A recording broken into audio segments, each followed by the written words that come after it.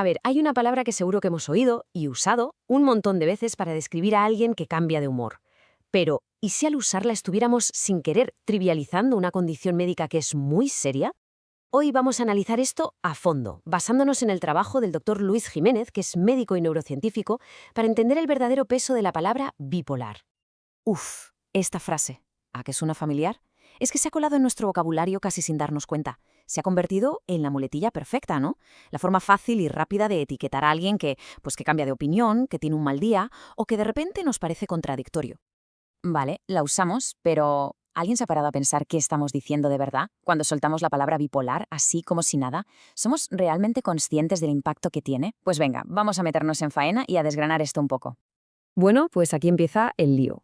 Lo primero que hay que entender es que esto no es un simple error, no es una tontería. Es que al llamar a alguien bipolar así, a la ligera, se crea un abismo, una distancia enorme entre lo que decimos en la calle y lo que significa de verdad en una consulta médica. Y esa confusión, ojo, puede llegar a ser bastante peligrosa.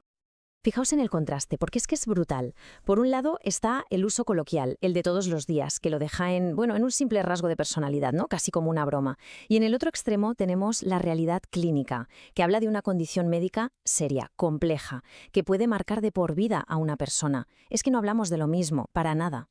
Claro, para entender de verdad por qué este mal uso hace tanto daño, lo primero es saber qué es realmente esta condición. Porque, y esto es clave, no estamos hablando de un rasgo de personalidad. Para nada. Hablamos de un diagnóstico médico con unas implicaciones muy, muy serias. A ver, la definición médica no deja lugar a dudas, y hay que quedarse con estas palabras. Condición clínica seria y episodios extremos. O sea que esto no va de tener un mal día o de estar indeciso sobre qué cenar. No, son ciclos. Ciclos de estados de ánimo súper intensos que la persona simplemente no puede controlar. Y esto es súper importante que quede claro. No tiene nada, pero que nada que ver con ser una persona indecisa o caprichosa o con tener mal carácter. ¿Qué va? Es un diagnóstico médico en toda regla, con sus causas, con una base neurobiológica que es muy compleja. El tema es que el trastorno bipolar no es ninguna broma, no es algo que se pueda pasar por alto, es que afecta a todo, a la vida personal, al trabajo, a las relaciones, a todo. Y precisamente por eso es fundamental entender que no es algo que uno se pueda autodiagnosticar en Internet, ni que un amigo te pueda decir que lo tienes. Esto necesita sí o sí una evaluación psiquiátrica y un tratamiento serio.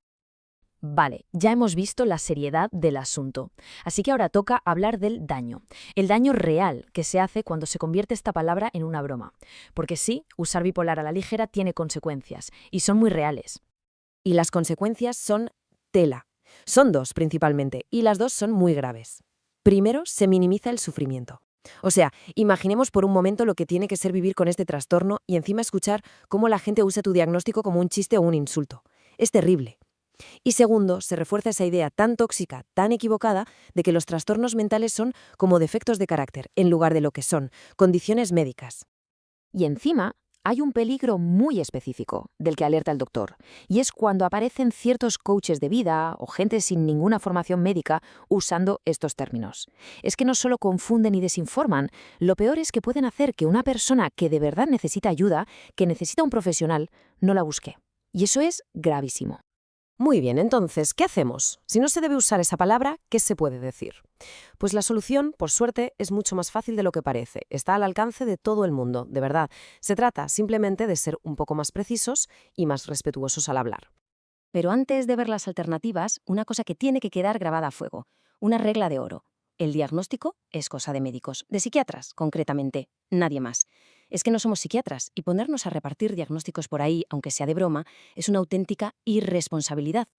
Y aquí están las alternativas. Son súper sencillas, muy precisas y lo más importante son respetuosas. La idea es muy simple. En vez de soltar una etiqueta médica que no nos corresponde, ¿por qué no describimos lo que vemos?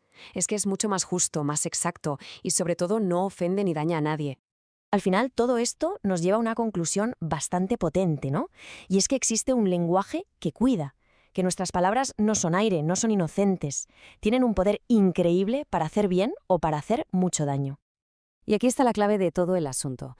Elegir bien las palabras no es solo por ser políticamente correcto, para nada. Es un verdadero acto de empatía. Es un gesto, un pequeño paso que, si lo damos muchos, al final se convierte en un cambio enorme, un cambio colectivo. Nos acerca a ser una sociedad que entiende y que apoya de verdad la salud mental. En el fondo, todo se resume en esta idea tan sencilla como potente. Detrás de la palabra bipolar hay gente, personas de carne y hueso con sus vidas, sus historias, sus luchas. Así que respetar la palabra es, ni más ni menos, que respetar a las personas. Y bueno, para terminar, una reflexión que nos podemos llevar. Porque bipolar es solo un ejemplo, pero ¿qué otras palabras, qué otras etiquetas médicas usamos así sin pensar en el día a día? Pararse a pensarlo un segundo quizás sea el primer paso para empezar a cambiar las cosas.